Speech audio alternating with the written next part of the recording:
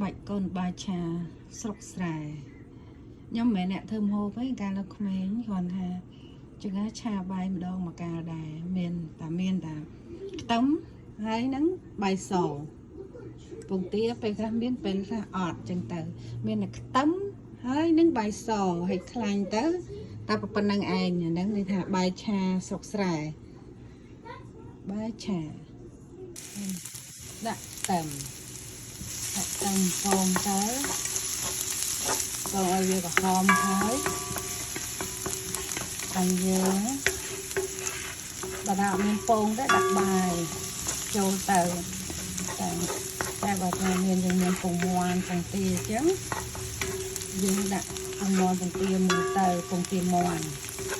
តែពងខ្ទឹមឲ្យក្រហមសិននឹងបាយឆាស្រុកស្រែ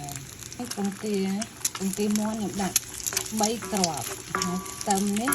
ពងចិត្តបន្លែវាចិត្តក្រហមហើយ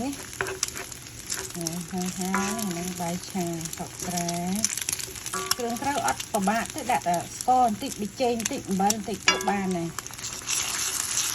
មិនដាក់ប្រេងចង់ហើយអីទេអាហ្នឹងរបៀបខ្ញុំឆាតែខ្ញុំអត់សូវដាក់ខ្លាញ់ច្រើនទេ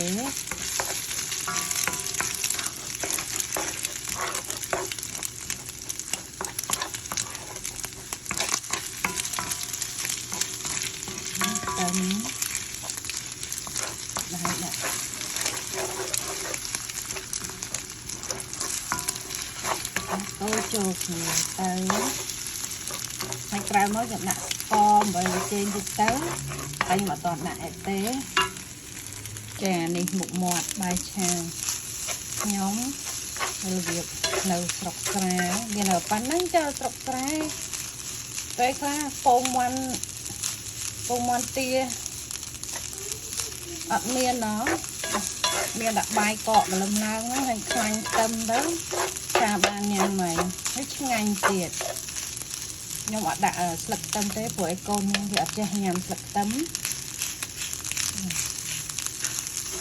ខ្ញុំដាក់ស្ករប៊ីចេងអំបិលហើយបន្តិចទៅឲ្យមានជាតិតិចនេះ